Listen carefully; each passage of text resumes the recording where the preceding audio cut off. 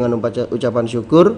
Alhamdulillahirabbil alamin. Alhamdulillah jazakumullahu khaira kepada perantara agama yang memperjuangkan agama Allah dengan gigihnya, beraninya di dalam memperjuangkan agama Allah ini, sehingga kita bisa mendapatkan hidayah, kita bisa menikmati, kita bisa merasakan hidup dalam jamaah ini. Maka atas perjuangannya sekali lagi disyukuri dengan ucapan syukur. Alhamdulillah jazahumullahu khairan. Kepada bapak-bapak, ibu-ibu, saudara jamaah sekalian yang selalu ikut senantiasa teguh tekun di dalam mencari ilmu, di dalam memahami ilmu yang disampaikan oleh Imam Bukhari, yaitu kita ngaji hadis Bukhari. Atas nama solehnya, atas kehadirannya, atas ketaatannya, Bapak Ibu Saudara jamaah sekalian, disyukuri dengan ucapan syukur. Alhamdulillah jazakumullahu khairan. Mudah-mudahan Allah memberi manfaat dan barokah. Diingatkan tidak bosan-bosannya, selalu diingatkan hatinya supaya selalu diniati, ditata dengan niat mukhlis lillah karena Allah, semata-mata yarjuna rahmatahu wa yakhafuna adaba. Innama a'malu binya fala a'malun illa binya, innama a'malu bi khawatimiha. Baik, kita lanjutkan pengajian kita Kitabul Wudu, nomor hadisnya 236.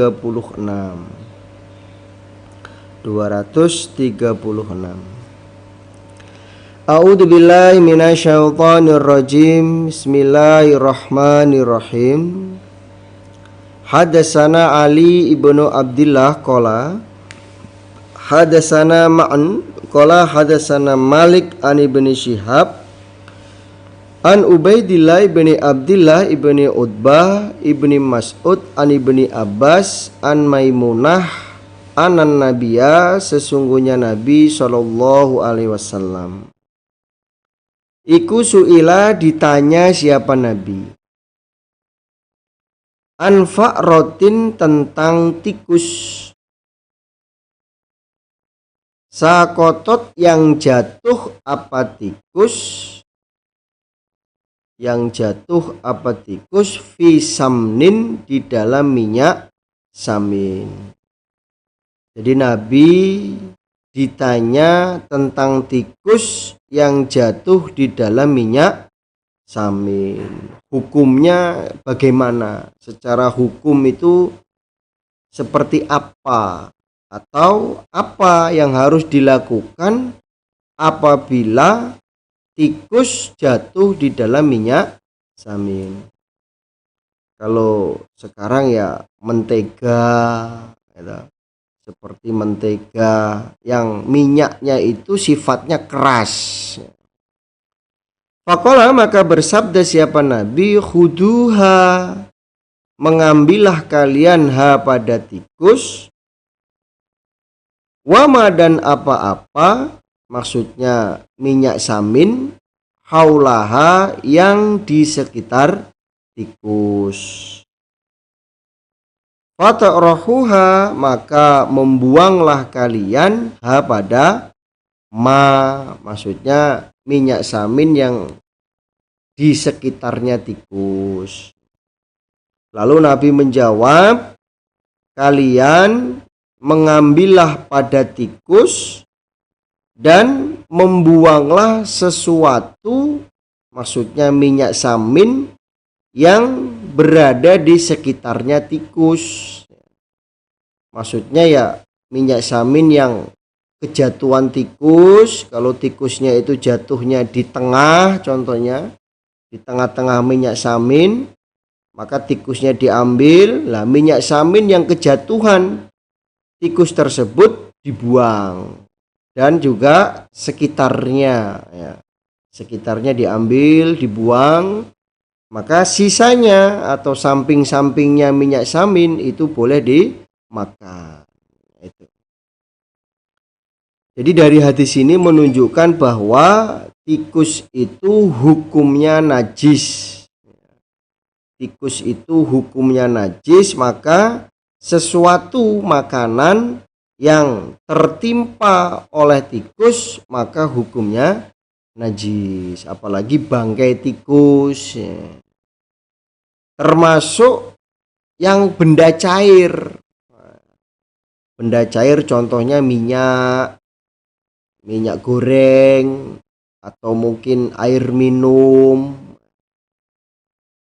Maka secara hukum semuanya itu hukumnya najis, tidak boleh dimanfaatkan kalau minyak cair atau air minum yang bentuknya cair. Ketika kejatuhan bangkai tikus, maka sesuatu yang cair itu hukumnya najis. Kenapa kok dikatakan najis? Karena zatnya itu najis, ainun najasah ya namanya. Ainun najasah, zatnya itu najis. Tikus walaupun nggak bangkai itu hukumnya najis. Hukumnya najis. Maka karena asalnya atau zatnya itu najis, ketika dia jatuh ke dalam air, ke dalam minyak cair, maka hukum air atau minyak cair itu hukumnya najis. Karena ainun najasah, zatnya najis. Qala berkata siapa Ma'nun Ma'an, hadasana Malik mala uhsihi, tidak menghitung aku hi pada manya Zaidah, tidak menghitung aku Malik hu pada hi pada maksudnya Malik dia menyampaikan hadis kepadaku. Malik menyampaikan hadis kepadaku Ma'an itu banyak sekali hadis yang disampaikan oleh Malik, sampai-sampai aku tidak bisa menghitung berapa hadis yang telah disampaikan Malik kepadaku. Yaqulu berkata siapa Malik, an Ibni Abbas an Maimunah. Malik menyampaikan bahwa hadis ini disampaikan dari Ibni Abbas dan dari Maimunah, istrinya Nabi. Hadatsana Ahmad ibnu Muhammad qala akhbarana Abdullah qala akhbarana Ma'mar an Hamam ibni Munabbih an Abi Hurairah anin Nabi sallallahu alaihi wasallam. Qala bersabda siapa Nabi, Kulu kalmin, setiap luka yuklamuhu yang dilukai hu pada luka, siapa al muslimun orang Islam, fi sabilillah di dalam membela agama Allah, yakunu akan ada apa luka, yaumal kiamati pada hari kiamat, kahai atiha seperti keadaannya luka. Seperti keadaannya luka, maksudnya luka di dunia. Jadi ketika di akhirat, luka di dunia itu ya masih ada. Contohnya ketika perang, ketika membela agama Allah, itu tangannya terkena paku contohnya. Lagi sedang membela amal soleh ngecor, amal soleh membangun bangunan sabilillah, kok ternyata dikodar tangannya terkena paku, maka besok dari kiamat luka itu datang dengan keadaan seperti di dunia. Jadi Nabi bersabda, setiap luka yang orang Islam itu dilukai di dalam urusan sabilillah, maka besok dari kiamat luka itu datang dengan keadaan luka yang seperti di dunia. Bahkan kalau di hadis lain itu dijelaskan luka itu akan memberikan kesaksian kepada Allah, memberikan saksi kepada Allah bahwa luka ini diakibatkan pada waktu membela agama Allah. Contohnya mungkin kena pedang, kena sabetan pedang. Maka besok dari kiamat luka ini memberikan saksi terhadap Allah bahwa manusia ini terkena luka dalam urusan sabilillah. Ya contohnya kena paku, kesandung gitu, atau apa. Yang penting dalam urusan sabilillah, maka besok dari kiamat luka itu akan memberikan saksi. Ida tu'inat, ketika ditusuk apa tiap-tiap luka, kulu kalmin, tafajjaru, maka mengalirkan apa luka, adaman pada darah, adaman pada darah, al-launun, adapun warnanya darah, iku launud damin, warnanya darah, wal arfu, dan baunya darah, iku arful miskin, baunya minyak miski, minyak kasturi. Ketika dia ditusuk dan mengalirkan darah, ketika dia ditusuk dan mengalirkan darah, maka di akhiratnya sama seperti di dunia. Seperti di dunia. Warnanya darah sama. Merah, seger. Tapi baunya darah itu wanginya seperti minyak miski, minyak kasturi. Jadi orang yang terkena luka dalam urusan sabilillah, yang pertama lukanya itu akan memberikan kesaksian kepada Allah. Yang kedua, luka di dalam sabilillah itu bau darahnya seperti baunya minyak kasturi, seperti baunya minyak kasturi. Ini maka kalau dalam urusan sabilillah kok terluka, ini ya supaya ya tetap diobati, ya tetap diramut, ya, tapi mempunyai kefadulan, ya, mempunyai ya kefadulan pada hari kiamat nanti Allah tetap memberikan balasan. Babul bauli, babnya kencing, fil ma'i, di dalam air, ada imi, yang menggenang, ada imi yang menggenang. Babnya kencing di dalam air yang menggenang. Hadasana Abul Yaman qala akhbarana Syu'aib qala akhbarana Abu Zinad ana Abdurrahman, sesungguhnya Abdurrahman ibni Hurmus al-A'raj, haddasahu, bercerita siapa Abdurrahman, hu, pada Abu Zinad, annahu, sesungguhnya Abdurrahman iku sami'a, mendengar dia, Aba Hurairah, pada Aba Hurairah, annahu, sesungguhnya Aba Hurairah, sami'a, mendengar dia, Rasulullah, pada Rasulullah sallallahu alaihi wasallam, yaqulu, bersabda siapa Nabi,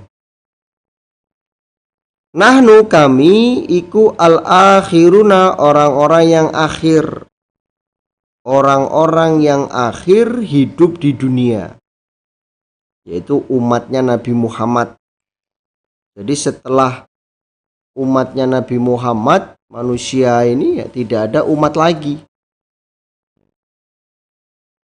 As-sabiquna, orang-orang yang dulu, yaitu orang-orang yang awal di akhirat atau masuk surganya paling awal. Jadi Nabi bersabda, kami Nabi Muhammad dan umatnya itu adalah orang-orang yang terakhir hidup di dunia, tapi pertama orang-orang yang masuk ke dalam surga. Ini termasuk keistimewaan, ya. Ini termasuk keistimewaannya umatnya Nabi Muhammad ditimbang dengan umat-umat nabi-nabi sebelumnya. Ya, contohnya umatnya Nabi Adam, Nabi Nuh, Nabi Ibrahim, ya, Nabi Musa. Mereka umat-umat zaman dulu, tapi nanti masuk surganya duluan umatnya Nabi Muhammad. Wabi isnadi, dan dengan isnadnya hadis, qala bersabda Nabi, la yabulanna, jangan kencing sungguh siapa ahadukum, salah satu kalian, fil ma'i, di dalam air, ada imi, yang menggenang, air yang menggenang, alladzi, yang la yahri, yang tidak mengalir apa air, suma kemudian, yaktasilu, mandi siapa ahad, fihi, di dalam air. Suma kemudian, yaktasilu, mandi siapa ahad, fihi, di dalam air. Nabi bersabda, salah satu kalian janganlah kencing di dalam air yang menggenang, di dalam air yang menggenang, yang mana air itu tidak mengalir. Air itu tidak mengalir, kemudian kalian mandi dengan air itu. Berarti dari hadis ini menunjukkan bahwa hukumnya najis. Kalau air itu menggenang, tidak ada aliran air, kemudian kok kencing di situ, maka itu hukumnya najis. Meskipun jumlah air itu lebih dari 2 kulah. Lebih dari 2 kulah. Atau meskipun jumlah airnya itu banyak, itu secara hukum najis, ya. Seperti yang disampaikan di dalam asrama Kitabut Thaharoh, disebutkan ada imi ini termasuk kolam renang. Kolam renang yang tidak mengalir airnya. Contohnya punya kolam renang tapi tidak ada sirkulasi air. Yang dari kolam renang keluar kemudian diisi dengan air yang lain, ya. Maka secara hukum kencing di dalam kolam renang itu airnya najis. Nah, airnya najis, maka azabnya, ya, sebelum berenang itu kencingnya di toilet. Biasanya kolam renang yang saat ini itu, ya, dilengkapi dengan fasilitas umum, toilet, ganti pakaian, tempat ganti baju. Nah, itu boleh kencing di situ. Tapi kalau kencing di kolam renang yang jelas-jelas kolam renangnya itu tidak ada sirkulasi pergantian air, maka kolam renang itu hukumnya najis walaupun airnya banyak. Walaupun airnya banyak. Ini yang kemarin disampaikan di dalam pengajian Kitabut Thaharah. Makanya bapak-bapak, ibu-ibu ketika wisata ya, ketika wisata berenang di kolam renang campur, apalagi kolam renangnya campur dengan orang luar, maka setelah berenang ya supaya membilas ya, dibilas di toilet tempat pembilasan ya, karena ya najis ya, supaya dibilas dulu, jangan sampai langsung pakai baju, apalagi nanti dipakai sholat. Nah, itu jadi supaya bilas dulu, mandi dulu ya, baru pakai baju. Ini berlaku bagi kolam renang yang tidak ada pergantian air, sirkulasi air. Tapi kalau di situ kolam renangnya ada pergantian air, sirkulasi air, ya maka tidak najis. Ini yang dimaksud menggenang, itu tidak ada pergantian air, ya betul-betul itu aja. Maka hukumnya najis. Tapi kalau ada ya tidak najis. Babun bab idza ulkiya, ketika dijatuhkan ala dhohril musolli, atas punggungnya orang yang sedang sholat, opo kodarun, kotoran yang sifatnya najis, auji fatun, atau bangkai, lagi sholat ya tiba-tiba punggungnya kejatuhan bangkai tikus ya, atau bangkai apa, lam tufsud, maka tidak rusak, alaihi, atas orang, opo sholatuhu, sholatnya orang, maksudnya tidak batal. Bab ketika orang yang sedang sholat tiba-tiba punggungnya kejatuhan kotoran atau bangkai, maka sholatnya orang tersebut tidak batal. Maka sholatnya orang tersebut tidak batal. Tidak usah membubarkan sholatnya, tidak usah membatalkan sholatnya. Wakana, dan ada siapa Ibnu Umar, idza ro'a, ketika melihat siapa Ibnu Umar, fi saubihi, di dalam pakaiannya, daman, pada darah, wahua, sedangkan Ibnu Umar iku yusolli, sholat dia,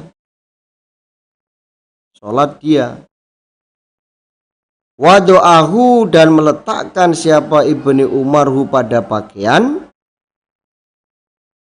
wa madho, dan terus siapa Ibnu Umar fi sholatihi, di dalam sholatnya.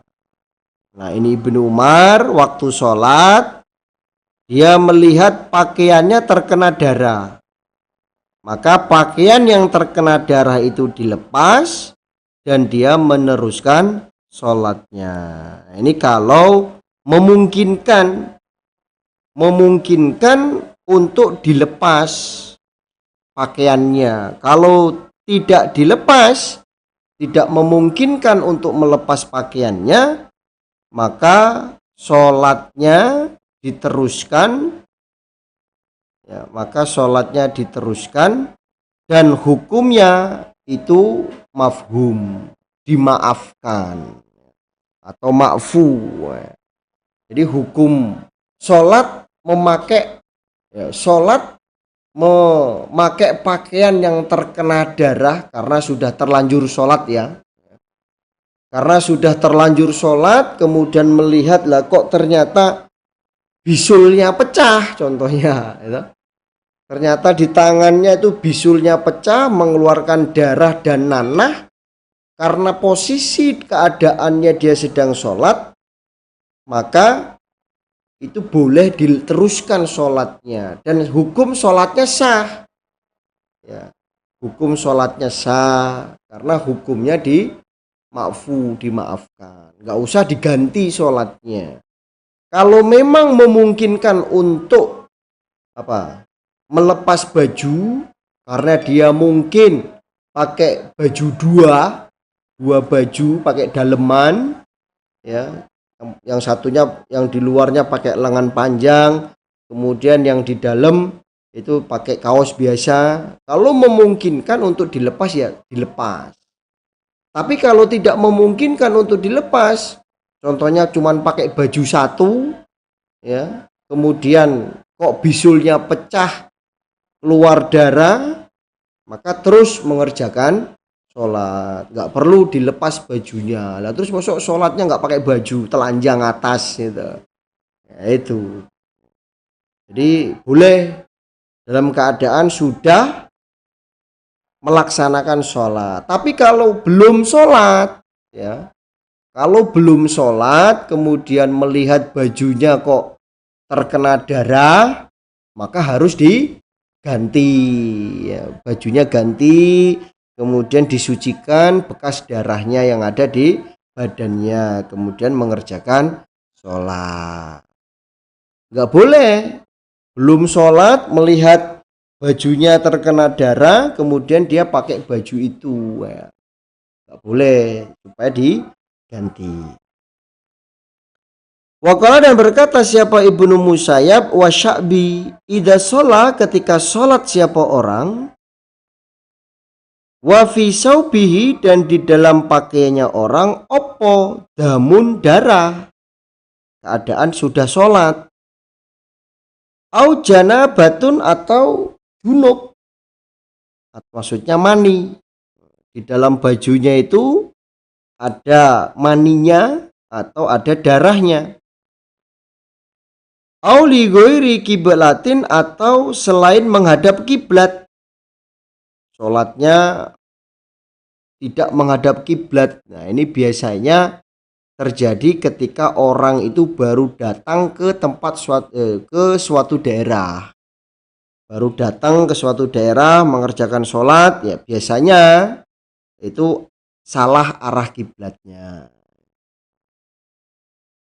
Au tayammama, atau tayamum siapa orang, sholat maka sholat siapa orang. Suma kemudian adraka, menjumpai dia al-ma'a, pada air,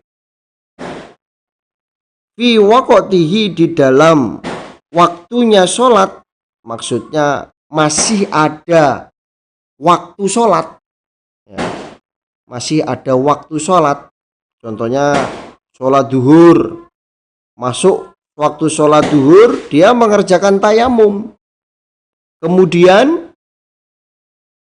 jam 2 atau setengah 2 masih ada waktu untuk mengerjakan sholat duhur, dia menjumpai air. Nah, itu yang dimaksud fi waqtihi, masih dalam waktu sholat ya. Jadi kan ada batas waktu sholat gitu, awal waktu sampai akhir waktu. Nah, ini masih ada waktu untuk mengerjakan sholat itu. La yu'idu, tidak mengulangi sholat siapa orang, nggak perlu diulangi sholatnya, nggak perlu diulangi. Jadi ketika Ibnu Musayyab dan Sya'bi, dia menerangkan bahwa ketika sholat kemudian dia melihat pakaiannya itu ada darah atau ada mani, atau sholatnya itu tidak menghadap kiblat, atau dia mengerjakan tayamum kemudian menjumpai air, sudah tayamum, sholat selesai, ternyata menjumpai air, maka tidak perlu mengulangi sholatnya. Maka tidak perlu mengulangi sholatnya. Jadi tayamum itu ya betul-betul kita sudah usaha ya. Betul-betul kita sudah usaha. Secara hukum kita sudah usaha mencari air, ternyata kok tidak ada air, maka diperbolehkan untuk mengerjakan tayamum. Kalau dalam kondisi-kondisi tertentu, contohnya musim dingin, ya.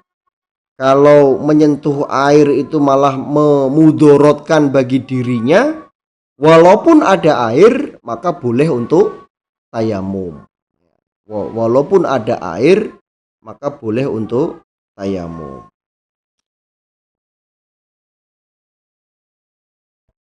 Hadatsana Abdan qala akhbaroni Abi an Syu'bah an Abi Ishaq an Amr ibni Maimun an Abdillah qala berkata Abdillah, Baina Rasulillah antara Rasulillah sallallahu alaihi wasallam sajidun orang yang sujud. Ini Abdullah bin Mas'ud. Qala berkata siapa Imam Bukhari, wa hadatsani Ahmad ibnu Utsman qala hadatsana Syurah ibni Maslamah qala berkata siapa Syurah, hadatsana Ibrahim ibnu Yusuf an Abi Ishaq qala berkata Abi Ishaq, hadatsani Amr ibni Maimun an Abdillah bin Mas'ud iku haddatsahu, bercerita siapa Abdillah bin Mas'ud hu pada Amr. Anan Nabiya, sesungguhnya Nabi Shallallahu alaihi wasallam, karena ada siapa Nabi, yusolli sholat siapa Nabi indal baiti di sisi Baitullah, wa Abu Jahal dan Abu Jahal, wa ashabun dan beberapa teman, lahu bagi Abu Jahal, julusun orang-orang yang duduk. Jadi pada waktu Nabi sholat, ya, di dekat Ka'bah, Abu Jahal dan teman-temannya itu duduk. Dia duduk sedikit jauh dari Ka'bah. Idza qala ketika berkata siapa ba'duhum sebagian mereka, libadin pada sebagian teman-temannya Abu Jahal itu berkata kepada yang lain, ayyukum manakah kalian, yaji'u yang datang, siapa ayu, bisalah dengan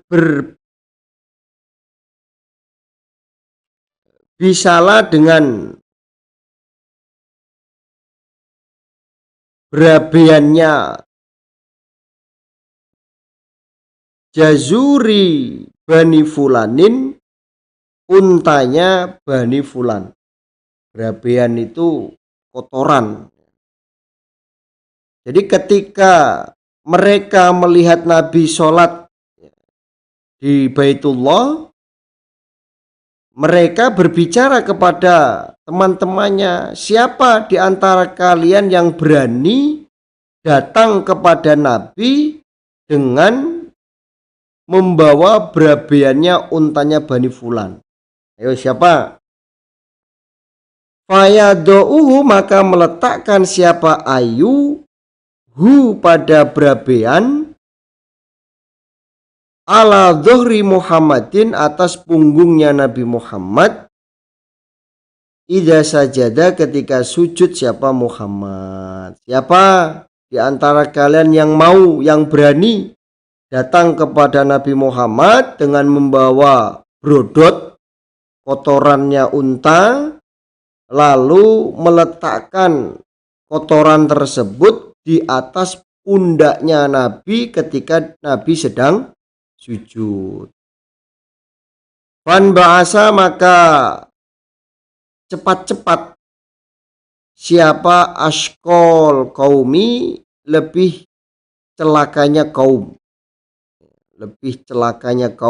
yaitu namanya Uqbah ibni Abi Mu'aidin. Uqbah ibnu Abi Mu'aid. Faja'a maka datang siapa askol kaum bihi dengan berabean, fanadhara maka melihat siapa askol kaum hatta sajada ketika sujud siapa an-nabiyyu Nabi sallallahu alaihi wasallam. Wado'ahu maka meletakkan siapa askol kaum hu pada berabean brodot ala dohrihi atas punggungnya Nabi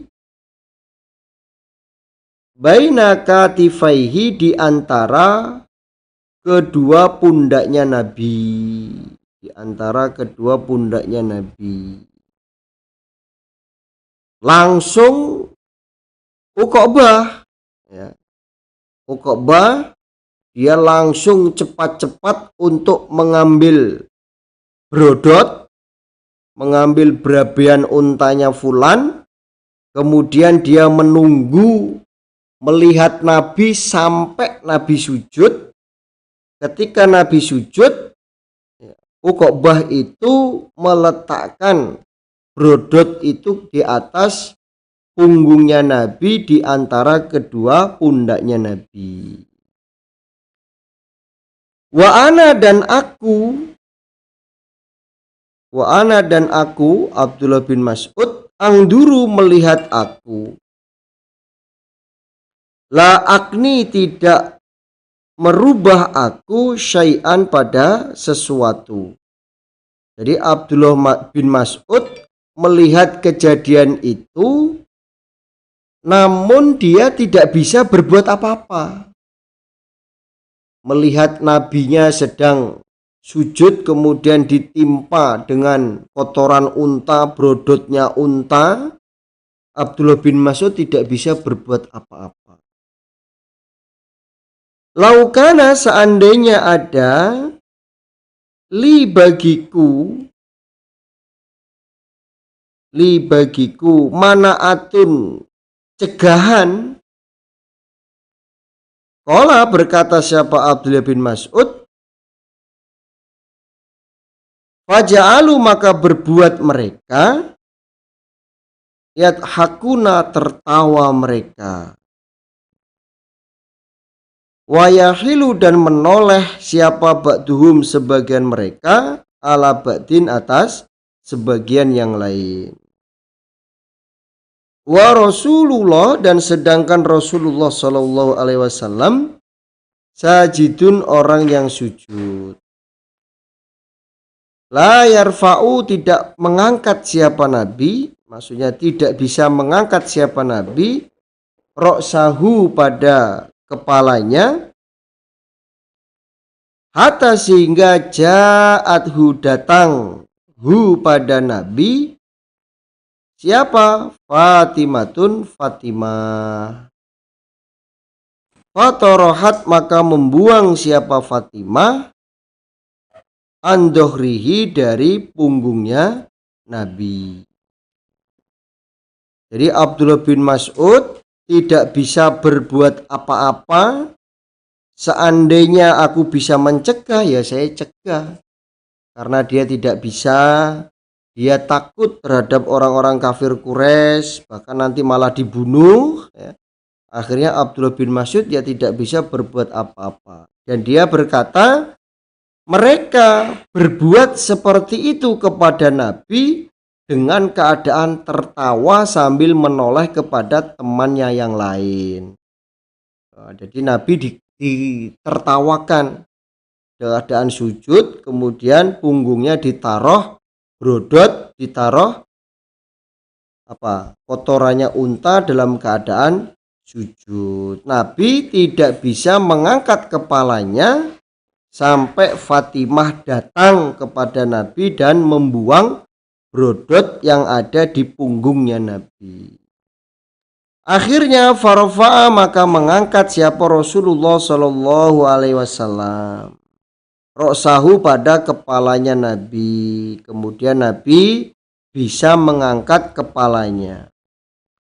Cuma kemudian qala bersabda siapa Nabi, Allahumma ya Allah, alaika berat atau beratkanlah engkau, semoga memberatkanlah engkau, atau semoga merusaklah engkau bi Quraisyin pada orang-orang Quraisy. Setelah Nabi bisa mengangkat kepalanya, Nabi berdoa, ya Allah, semoga engkau merusak kepada orang-orang Quraisy. Salasa marotin, 3 kali. Nabi berdoa 3 kali. Fasyaqqa, maka memberatkan apa doa alaihim atas mereka. Idda'a, ketika berdoa siapa Nabi, alaihim, berat atas mereka. Lah orang-orang Quraisy ketika Nabi berdoa seperti itu, orang-orang Quraisy itu merasa takut. Wah, Muhammad doa. Takut karena Nabi mendoakan berat kepada mereka, dan mereka tahu dan mereka yakin bahwa doanya Nabi itu pasti dikabulkan. Makanya mereka merasa berat. Wah, bahaya ini. Muhammad sudah mendoakan berat kepada kita. Pasti doanya Muhammad akan dikabulkan oleh Tuhannya. Qala, berkata siapa Abdullah bin Mas'ud, wakanu, dan ada mereka, iku yarawna, berpendapat mereka, anat dakwatan, sesungguhnya doa, fidzalikal baladin, di dalam negara Mekah, iku mustajabatun, dikabulkan. Abdullah Mas'ud menyampaikan bahwa mereka itu meyakini bahwa doa yang dibacakan oleh Nabi berada di Mekah itu pasti dikabulkan. Wah, ini di Mekah doanya berat, yang doa juga nabinya Allah, ya pasti doanya ini akan dikabulkan oleh Allah. Cuma kemudian sama menyebut nama siapa Nabi.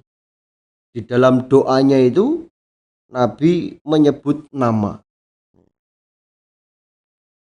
Allahumma, ya Allah, alaika, semoga merusak engkau atau merusaklah engkau, bi Abi Jahal, pada Abi Jahal. Wa alaika, dan semoga merusak engkau, bi Utbah, pada Utbah ibnu Rabi'ah. Wa Syaibah ibni Rabi'ah, wal Walid ibni Utbah, wa Umayyah ibni Khalaf, wa Uqbah ibni Abi Mu'aid. Ini Uqbah bin Abi Mu'aid, dia adalah orang yang mengambil brodotannya, untanya fulan, kemudian dia yang meletakkan di atas punggungnya Nabi. Kemudian Nabi menyebut nama di dalam doanya, ya Allah, semoga engkau merusak kepada Abi Jahal, semoga engkau merusak kepada Utbah bin Rabi'ah, Syaibah bin Rabi'ah, Walid bin Utbah, Umayyah bin Khalaf, Uqbah bin Abi Mu'aid. Jadi di dalam doa, ya, agar orang itu mendapatkan kejelekan dari Allah, sebab orang itu telah menganiaya kita, itu boleh disebutkan dengan namanya. Ini juga kemarin disampaikan di asrama buku doa saku buku doa. Itu disebutkan namanya siapa yang menganiaya kita, yang membuat keluarga kita berantakan. Ini disebutkan doanya, maka Allah akan merusak, ya, dengan kekuasaan Allah. Wa'ada, dan menghitung siapa Nabi as-sab'ab, ke-7. Falam yahfadhu, maka tidak hafal aku Abdullah bin Mas'ud hu, pada yang ke-7. Jadi Nabi mendoakan, dihitung sampai 7 orang. Mendoakan orang kafir Quraisy itu ada 7 orang. Yang ke-7 Abdullah bin Mas'ud tidak tahu namanya. Namanya tidak tahu. Ya, jamaah jangan sampai mendesak mubaleknya. Siapa mas yang ketujuh? Nggak tahu loh, sampai mubalek kok nggak tahu. Abdullah bin Mas'ud aja nggak tahu yang disebutkan Nabi yang ketujuh siapa. Maka jangan sampai menuntut agar semuanya harus diketahui oleh mubaleknya. Kalau memang di hadis itu disebut namanya ya disebut. Kalau memang di hadis itu tidak disebut namanya ya berarti tidak disebutkan. Qala berkata siapa Abdullah bin Mas'ud, fawalladhi maka demi zat nafsi diriku biyadihi di tangannya zat. Laqad ra'aitu niscaya sungguh melihat aku alladzina pada orang ada yang menghitung siapa Rasulullah Shallallahu Alaihi Wasallam sor'an orang yang mati fil qolibi di dalam sumur, rupane qolibi Badrin sumur Badar. Lalu Abdullah bin Mas'ud berkata, aku melihat orang yang didoakan dan disebut namanya oleh Nabi, semuanya itu mati di dalam sumur Badar. Semuanya itu mati di dalam sumur Badar. Jadi hadis ini menunjukkan bahwa kotoran binatang yang halal, itu hukumnya tidak najis. Berudut unta, tai unta, kencing unta, itu hukumnya tidak najis. Apabila kita terkena ya lagi sholat di musola contohnya, ternyata di atas musola ada ayam, kemudian ayamnya nelek, berak, kena baju kita di punggung kita, maka secara hukum kotoran ayam itu tidak najis, maka tidak perlu membatalkan sholatnya, tidak perlu mengulangi sholatnya. Alhamdulillah, jazakumullahu khairan. Mudah-mudahan Allah beri manfaat dan barokah. Insya Allah itu yang bisa saya sampaikan. Apabila dari awal sampai akhir ada kata yang kurang pas, saya mohon maaf sebesar-besarnya. Dan mohon maaf karena waktunya lewat, berhubung hadisnya juga panjang. Saya mohon maaf sebesar-besarnya. Alhamdulillah, jazakumullahu khairan. Wassalamualaikum warahmatullahi wabarakatuh.